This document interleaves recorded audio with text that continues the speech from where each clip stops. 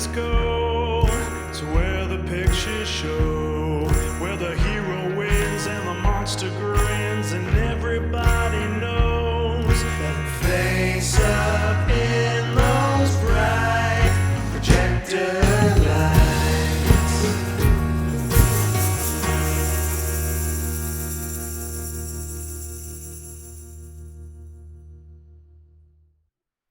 Hello and welcome to the last episode of our Halloween special here at Also Strarring. I'm Dan. And I'm Morgan. After much debate, we decided on going with another Tobe Hooper movie just to keep things in theme and because we wanted to do something a little different and a little fun.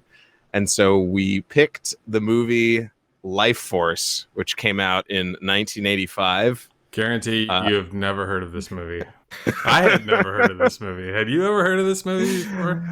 I remember seeing the poster and like the movie on the shelf and being like, what is that? Because like the poster with the eye doesn't give you any idea of what the movie's about, like at all. I remember the movie gives you any idea about what the movie is about. I remember my brother being like, no, it's a bad movie. We're not watching that. Nathan, you're not wrong. I think they tried very hard with this movie. I think they made an attempt, and it just is missing a couple things. It starts out a little... A couple. Okay, I forgot to say this before we start. We watched different versions of the movie. I had access to the director's cut. Dan did not. So Dan decided to go with the theatrical release. I think it's just the United States theatrical alert. They call it the domestic cut. This was produced by a studio called Cannon Films. Cannon was a low budget movie studio that decided in the mid 80s that they were going to play with the big boys, and they produced Masters of the Universe, which is the He-Man movie, and Superman 4, and a couple others that were like, you know, pretty big budget in the tens of $20 million range, and I think all of them failed. Yeah, Masters of the Universe, I think, is the movie that actually like tanked the studio. Like they were just... That's the one that bankrupted. I think what they tried to do between the director's cut and the domestic cut was trim some of the movie out to make it more, I don't know, flow better, I guess, is what they were trying to do. It seems to me like they were trying to, and this is like a symptom of what's wrong with the movie, I think, is like they're trying to make it more serious or like adult. Like one of the main things is the score is different. The one that you watched has a score by Henry Mancini that's like really like... That's good. Adventure, fantasy, like more fun, kind of gets you like riled up for it. And then the domestic release had a score by Michael Kamen that is more like a darker, like kind of horror theme. And I do remember seeing the director's cut like the first time that I watched it, and I remember liking it more than when I watched it this time. It's not like, a bad movie at all. This is a good movie. I think it's entertaining. It's not. It's a bad movie. Okay. It's maybe we should tell the audience what this movie is about. This movie is about space vampires, and it is not about space vampires at the same time that it's about space vampires. It's based on a book literally called The Space Vampires, and they changed the name because they're like, people aren't going to take it seriously. Like I said, it's like the studio was worried. They wanted it to be like a... Do you think that people weren't going to take it seriously because it was about space vampires and they couldn't figure it out? Or do you think that they were like, the title is Lifeforce. That's so sophisticated. I'm going to take this movie very seriously when I watch it. There's no way that happened. I think if it was called Space Vampires, I don't know, man, because it might not have even gotten a chance. Like people might not even just go out after they see the movie and people go, "Hey, was it good?" And people go, "It wasn't good." And that's what happens. And then they say, "Well, what is it about?" And they're like, "Space vampires." And they're like, "Okay." So there's no way that people were like, "Yeah, if we change the title, we'll get away with the opening weekend and everything will be good after that." Well, I will say. Let's put it this way, considering that it has had somewhat of a life in like the B movie world, I didn't know what it was about until I actually watched it. I remember that, and you didn't either, probably. When I No, watched it, I didn't know. when I finally watched it, I was like, "What is this fucking Lifeforce movie about?" I don't know if it would have gotten you and me in the door if it had been called Space Vampires. Yeah, no. I mean, it's kind of a stupid title. I agree. Life Force is better. It's true. Yeah. I like it better. But it's Yeah, really not about It's- Life Force. It's not about. No. It's about space vampires. So it's not even about space vampires. It's not So about anything. it's kind of 4 movies in one if you think about it, right? Yeah. It goes from kind of this deep space mission to being like kind of this weird like chase thing to being like this Yeah. detective story, then to being like a zombie apocalypse, and then Yeah. ultimately like some sort of religious allegory. It's super weird. It's just like Oh jumps yeah, all over I the didn't even place. get that. I didn't even get that out of it, but I guess I could see that. Oh man, it's bizarre. It's weird, yeah. And it's also set in England, and it has a bunch of British actors in it. Yeah, who are like all interchangeably like stuffy British actors. I think if we were from England, you may know who they are, yeah, but we don't totally. know who they are. The only person that I know in this movie is Captain Picard, and he's only in it for Yeah. about 10 minutes. And it's Patrick Stewart is very- totally wasted in this movie. Uh-huh. It's super weird. But in your version, Patrick Stewart, his body is taken over by the space vampire queen. Let's just call her that. Mhm. Her consciousness is taken over his body, and she's in love with the main character played by Steve Railsback. And so there's a scene where they kind of have him in a trance, and he's trying to like mind meld with the space vampire queen who's in Patrick Stewart's body. And then she starts like seducing him, and it kind of switches back and forth between her and Patrick Stewart. In your version of the movie, do you see them kiss? Yeah. Okay, because in the domestic version, they cut that part. Like, I mean, like they get super close, Maybe and then five. like his buddy runs They weren't in and ready like, for the kiss yeah, between separates Patrick it. Stewart and Steve Railsback. I know think that's there's a lot of things that could have been cut out of this movie. To cut that out was probably it was pretty stupid. yeah. Anyway, All right, the people so that run should our we- country, right? So, okay, just to set it up, basically, there's this space expedition to go investigate Halley's Comet, right? Every And- 76 years, Halley's Comet makes it pass by Earth, and so they send out the European Space Agency with With one American. one American and Steve Railsback. Steve Railsback is Wait, holding it down wait. for the United States. I just want to like acknowledge Steve Railsback for a second. To me, he's the only person that stands out in this cast, and it's only because he's the only American. He's not charismatic at all, as far as I'm concerned. In fact, Nah, it's blank. I think he would be better as like a villain than like a hero. I mean, he doesn't have any kind of charisma or really anything. He's just kind of he's a weird guy. overacting, I think, a little bit too. Like, he's Oh my so God, yeah. traumatized, and he's so like affected by his mission, and you're kind of like, He's ridiculous. they keep a lot of stuff hidden from you, and then they tell it in these weird flashback sequences that kind of come out of nowhere, and then you're like, was I thinking about this? Like, I didn't. Yeah, you're kind of like about this, and then now you're telling me about. Oh, some okay. I big- guess it's that's some how you're big gonna. mystery. I think somebody watched this and they were like in the dailies, and they were like, "Oh, this is We got to not- re-edit. Yeah, this doesn't make yeah. any sense. You got to go tell people." So they're like, "Oh, flashback sequence. Okay, we'll get them there." And then they Yeah, and- they keep doing it. Some of the reveals, you're like, yeah, I mean, I figured that was what it was. I Like, need another beer. Halley's Comet. yeah, There's they send a out the giant team, 150-mile long space penis ship. space penis, And it is filled with vampire bats that are frozen in a state of, suspended animation. The opening scene I thought looked really great. Like, even though it's kind of weird looking, it doesn't look real, but it has a certain quality to it that I enjoy a lot. It's not bad. It's fine for the time. I think they definitely spent a lot of money on the front end and the back end of this And the movie. back end, And then yeah. they spent no money And in the middle.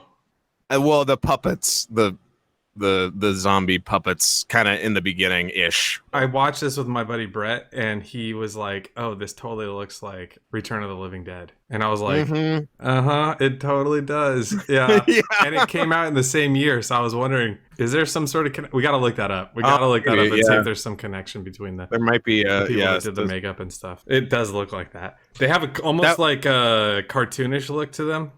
Would you agree? Yeah. But they're also like really expressive and emotive. Like the eyes are really. It kind of reminds me of that. Do you remember that music video for Genesis? The one where everyone's a puppet. It's like Ronald Reagan puppet, and then he's like in a Superman costume. Land of Confusion or something. Anyway, so now they're confronted with these frozen state bats, and then they decide to go into this light source. As they get into the light, they see these, I'll call them crystal coffins, and there's 3 humans inside of them, or what look to be human. And then there's this like weird aura that they're giving off that you can't see and is not conveyed through film at all, that they're very much like enamored with these people. It only comes out later on that you really understand that these have like some sort of like telepathic control over people.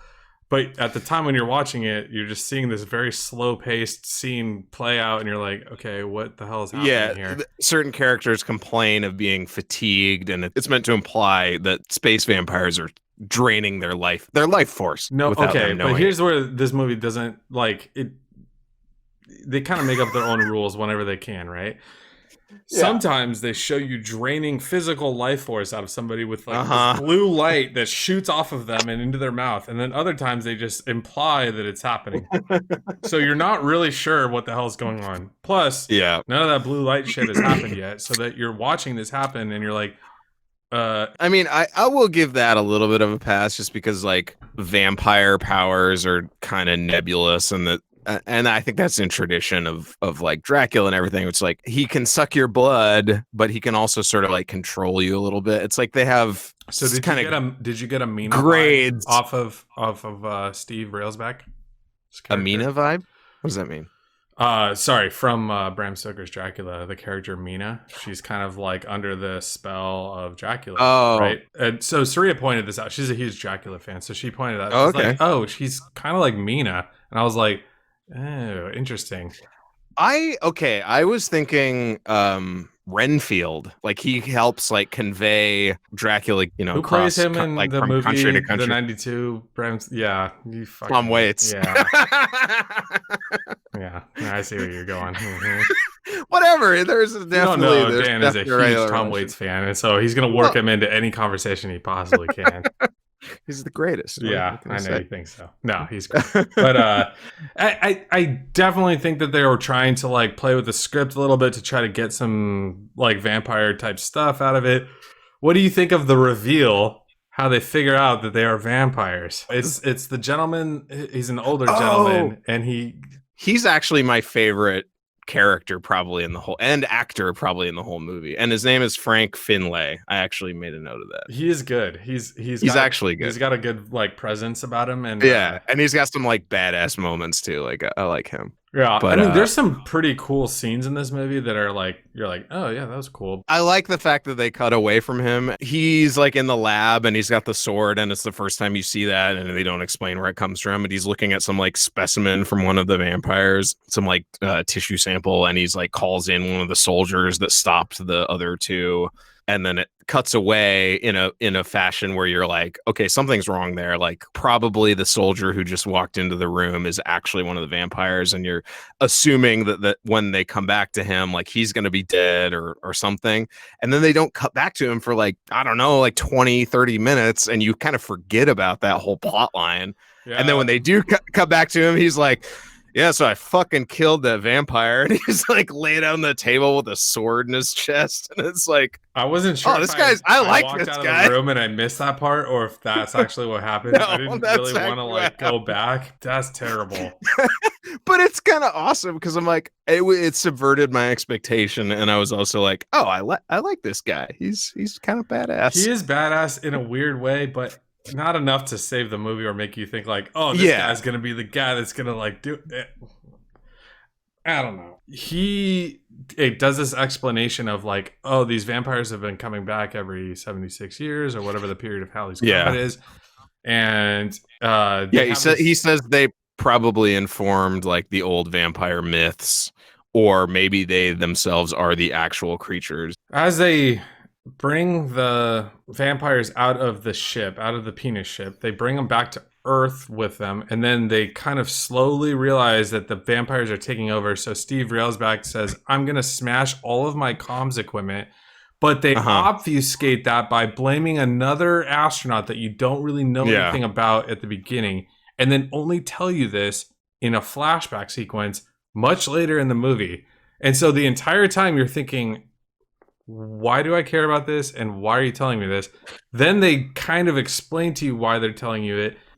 But the explanation is stupid, because if they really wanted to make it like this cool reveal, they would have made it, oh yeah, I was under her spell and I destroyed the comms so that none of the other crew would be able to stop us from returning to Earth. There's a million. That would have been a way more like compelling reveal, but it's like, I destroyed the comms so that we wouldn't be able to get back, even though we did anyway. It's just, it doesn't make any sense. It doesn't. And then also the ship, the penis ship, seems to be trapped inside the tail of Halley's Comet, and then somehow follows them back to Earth, and then decides to be a beacon. And if you think about it, it's kind of like the energy, it's like the sucker collector. The collector. That's a better word. Of all of the souls that now the vampires that are on Earth are going to reap and shoot into the ship.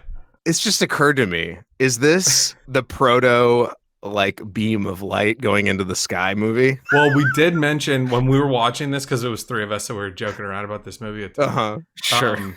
There's a lot of Independence Day in this movie. Oh yeah. So it definitely feels like it, at least. It's like the multinational, and because they go all over there's the all place. these different characters, in different countries and stuff like that are trying to figure out what's going on. And then at a certain point in this movie, it turns into like the end of London, and chaos erupts, and they're gonna destroy everything. That's one of my notes, is like that plot twist. Like, okay, I don't know how it plays out in the director's cut. In my version, they're trying to hunt down the space vampire queen because she's escaped, because they figured out that these beings can like drain life essence from people, but when they do, then those people become like sort of half vampires, and then they pass on. It's like it becomes like a virus that passes along from person to person. So they're trying to track down this girl who's the leader of the space vampires, because they think if they can catch her, they can contain the spread of this thing. Randomly, where there's like version? Oh yeah. That they didn't change that. A ton of nudity in this movie. She's just joking, by the way. She's naked a lot. If they cut that out, 95% of this movie would be cut. She is naked. Yeah, they almost 100% of this movie. In my version, it's like they're chasing the vampire queen, and then they just cut in this little scene of like a zombie kind of stumbling around in the city, and it's totally out of context and like not explained at all. And you're just like, did they go what to the was prison? that? I mean, like the last bastion of like humanity or whatever that like sets up very quickly, by the way, like extremely fast. Oh, are you talking about the prime minister thing? Yes. That's hilarious. Yeah, that part's hilarious. Pretty funny. It's like super bad. It's like super B movie. Yeah. They go in there and they're like, I was trying to meet with the prime minister, and he's like, yeah, whatever. And he like takes his secretary in the next room and starts like sucking her life for, because he's got the virus, and they sort of peek around the door. Like, and they 1 minute. Let me go consult with my secretary. And then he leaves and goes in the room, and then he leaves the door open so they can just look in. And as he's walking away, he just grabs her behind this like white screen and just goes and then sucks her life force up. And then they're like, oh, yep, he's got it. And then they just leave. They're just like, see you later. The thing I love though is like, but they don't even say anything to each other. Just like, yep, and like turn around and walk out. Time to go. And like other people are being infected. Yeah. That part to me is like, it's like a metaphor for this entire movie. It's just like weird tangents that go nowhere, and then the movie like circles back around. Yeah, this movie's a big ass tangent. That's really true. Like even when you're waiting for it to get started, it doesn't, and then it kind of falters a little bit. Yeah. Like when they're in England at the beginning, and they have the body laid out on the thing. You think that there's going to be all these people like examining it. Those suckers left at like 5 p.m. and they're like, quitting time. There's nobody looking at an alien body that just came in. It's empty. It's like, what? And then they go, they have this guy walk down there and he's like, well, let me go check it out.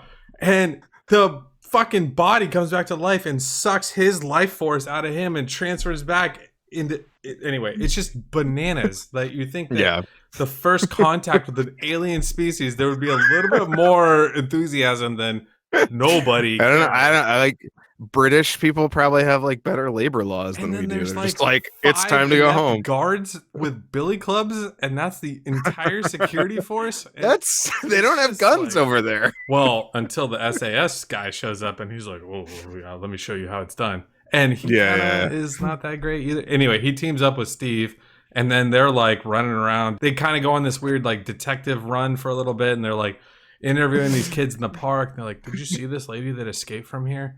Yeah. And they're like, we thought she was a lesbian, and we were gonna watch her do stuff in the park. And it's just like, I don't think that scene's in my version. I don't think that scene's in my version. Definitely in the director's cut, and it kind of helps nothing about the plot. You know, that's another genre that this movie has too, is like it's kind of like sort of like a buddy cop movie, because it's like Steve Railsback and him, they sort of become friends, even though there's like not really that much chemistry or like no any it's like two pieces of sandpaper rubbing against each other.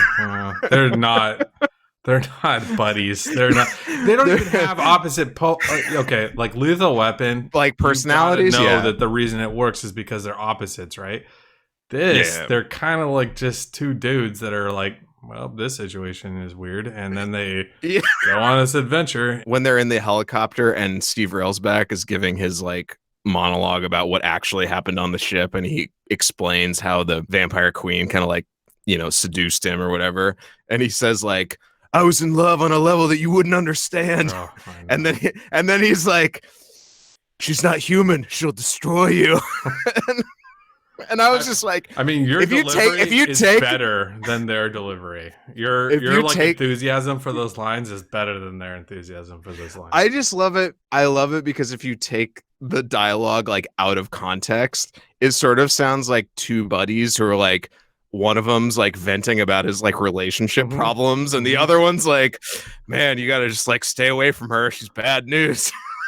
I mean, it really kind of meanwhile it's that. Like it's like this apocalyptic scenario. Yeah. You almost wonder if that's what they were writing about when they wrote this movie. You're like, oh, were they having a bad like relationship? And they're like, oh, look at this ice queen that is like here to destroy the world. And of course, I'm probably. I mean, if we've learned anything about Tobe Hooper in watching these three movies, I think it's that he has kind of a weird view of women. And oh, interesting. Okay. I mean, what do you mean? Think about how much we talked about the mom in Poltergeist and how weird she is. She is weird. Yeah. But I didn't know if that was her portrayal or whatever, like her version of what she thought was right or something. You know, there's some I don't know. I could be there too, right?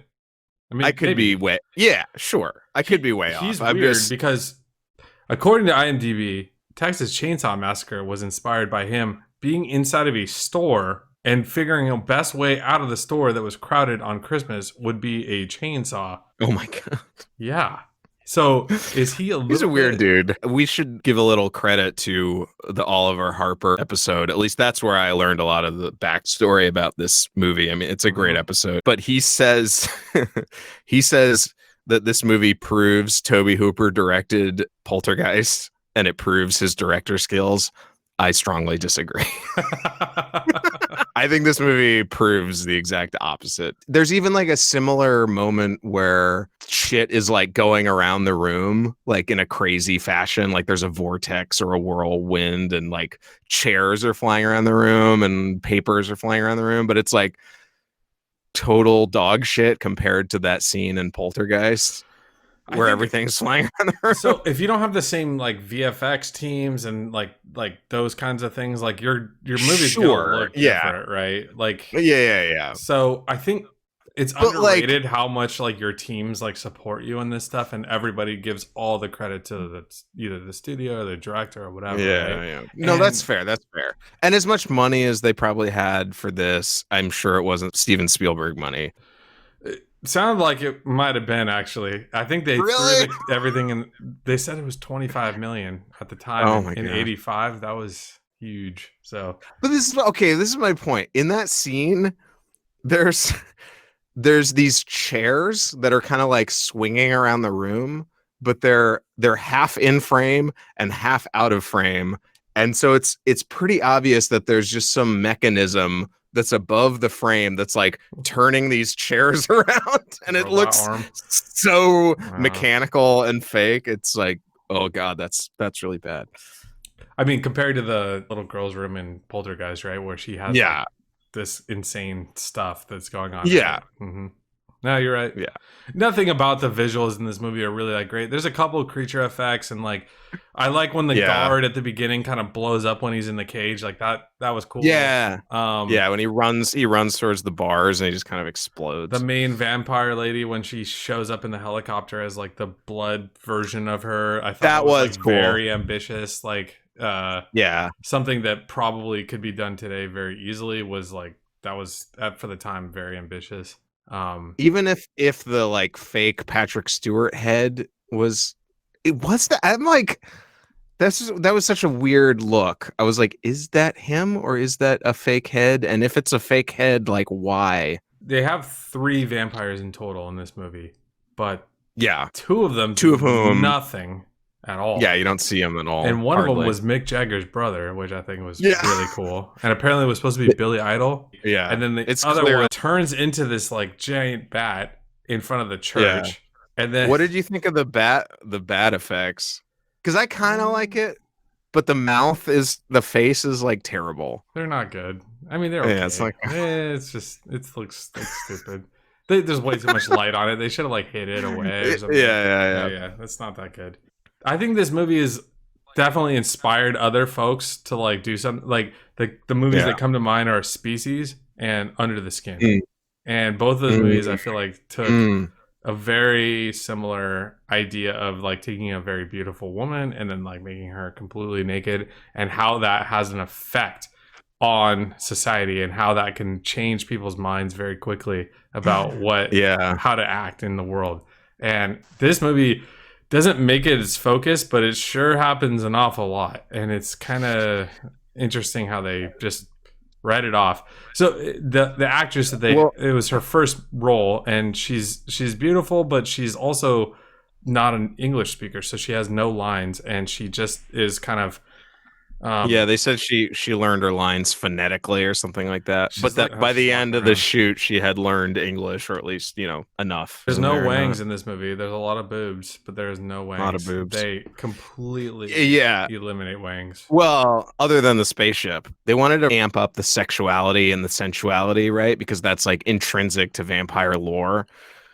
But what makes that work in most vampire stories is because there's also usually like a gothic setting, which is sort of romantic. And there are movies that try to update that stuff, and they do a good job. Like for instance, like Lost Boys does a great job because they kind of downplay the sexuality, like it's there. And there's even some like homoeroticness in Lost Boys, but they have like basically the 80s version of the Victorian garb, and it's kind of romantic and it works. Like there's just enough of every element. Or there's stuff like Buffy where it's like they lean heavy into like the romantic aspect of it. Like it becomes like sort of like a soap opera or something like that. But with this one, it's like they stripped away all the gothic and the romantic and the sensual, and just like went full on like just sex, and then put like a sci-fi element in it. And what you end up with is this like weird sci-fi smut. And it's like, I agree. like, what is this? Yeah, it really is. It is not good. Railsback confronts the vampire queen at that church, and then they cut away and you see the other guy kind of like running through London, and he has these like sort of like adventures where he's like fighting the zombies and stuff. And then when he finally gets to the church, Railsback and the Vampire Queen are like inexplicably just naked and like making out in the church, and it's like, okay, I guess we're doing this. Like, What is up what with that else? sword that he has too? Is it a sword? Yeah. I feel like it's a table leg that they broke off of something. They don't really show you Also, where it comes from. Yeah, well, I assumed that it was on the they found it, like they brought it back from the ship. That was my assumption, but in my head See I'm the, like the fringe that was hanging off the end of it. Like, what the fuck Yeah. is that? But also, okay, so the space vampires like keep the one weapon that can kill them like in their ship, like just in case. Like, So sorry, I forgot the guy's name. Finley, you said? yeah, Finlay is the name of the actor who plays. He figures out how to stab one of the vampires in their energy source, which is 2 inches below their heart. And I was like, what is that? So if I go 2 inches below my heart, Did we really need that bit of information? like my lung and maybe like the pancreas or something. I don't know. But it's the energy They source. just wanted to change it up. So Energy center. I think they call it energy sci-fi. center. It's just not tight. It's like loose and it's a mess, but it's a fun mess. I mean, I would probably watch the director's cut again. I'm not going to watch the version that I watched. Again, at least for like it's not that well, good. yeah. No.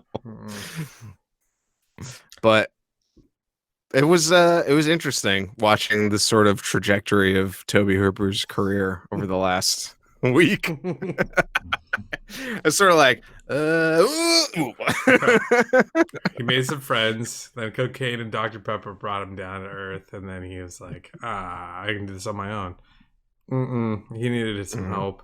I think, he's got talent for sure. We've seen it in other movies, but it's just something about this one that's not that good. It's a lot of effort, a lot of like trying. And there's a part of me that's like, is this one of those movies that's just got an identity crisis? Because I sort of feel like, was Tobe Hooper kind of doing this tongue in cheek? Was he leaning into like the silliness? And the studio was like, no, we're not silly. We're serious. We want people to think we're a serious movie studio. Maybe. I mean, but the movie is silly. I don't know. Okay, it's silly, but there's definitely enough of it that they're trying. The whole scene with Patrick Stewart is ridiculous. Like, it doesn't make any sense. And that middle section is filler because it's like all of this stuff won't require visual effects. So it's like, good point. You could totally trim this movie, take out the middle, make it find the vampires, then they come to Earth and cause havoc, and then they kill them. You could take out the whole like nurse character and all of Patrick Stewart and all that. We didn't even talk about that. They probably cut that out of your version, but do they have the masochist scene in yours? No. They had this scene where he's like touching her leg. God, and he's so embarrassing, but Steve Railsback and blonde SAS guy follow the hooker to her or go to her house, and then when they walk in, or whatever she is, nurse, she acts like a hooker when she's a nurse. In this scene, she is, because they're like, it's I thought she worked at the insane asylum. Let me explain to you what happens. So Railsback grabs her by the hair and is like, oh yeah, you really like this, like kind of rough or whatever, right? And SAS guy's like, oh yeah, I'm a natural voyeur. And I was like, what in the fuck? And he goes and sits on the couch, and then he's like getting ready to watch them do whatever. This is what I mean when I say Tobe Hooper has like a weird relationship with women. Like that's maybe you're right. Anyway. So this movie made $11 million on its opening weekend. And it was made for how much? Like 25? Yeah. So wait, I thought it made 11 million like altogether. Oh, maybe. I think it was like a real bad flop. I think it belly flopped really hard. Yeah. Yeah. Does the main lady come back and do anything else? Is she ever in anything else? Oh, yeah. I mean, this is the movie that's the image at the top of her IMDb page is still Lifeforce. This movie, Lifeforce, which should have called it Space Vampires. I know, but she it's not like she did nothing after this, or she did like only just straight garbage after this. Like she actually had a pretty decent career, and didn't seem like. I mean, she might have been a little bit exploited, but it seems like she made the most out of it. So, aren't we all a little bit exploited? I think we all are. She might have been a little bit exploited without her clothes on, though. That's for sure. A little bit more. I've never had to be naked at work, and she was naked at work probably like every day that she showed up to work. I mean, there's a lot of nudity in this movie. Do not show it to your kids. It's obscene. I was on the train watching it on my phone. I was like, "Fuck!" Like I gotta angle the screen so no one can see it. New York Metropolitan Transit Authority is going to be sending you a ticket. They should ticket people for that. By the way, I agree with that. The only thing I have to say about this movie is that it's not that good and it's still enjoyable. So yeah, watch it if you want. If it's on TV, I would agree. Give it a shot. If it's something you never run across, you're not really missing out on much. And I think it did inspire some other stuff, but it's a whimsical romp about space vampires. And what other movie can you say that about? None. So anyway, thanks for listening. We're signing off now. Yes. I'm Dan. And I'm Morgan. And we'll catch you next time. Happy Halloween, everybody. Happy Halloween.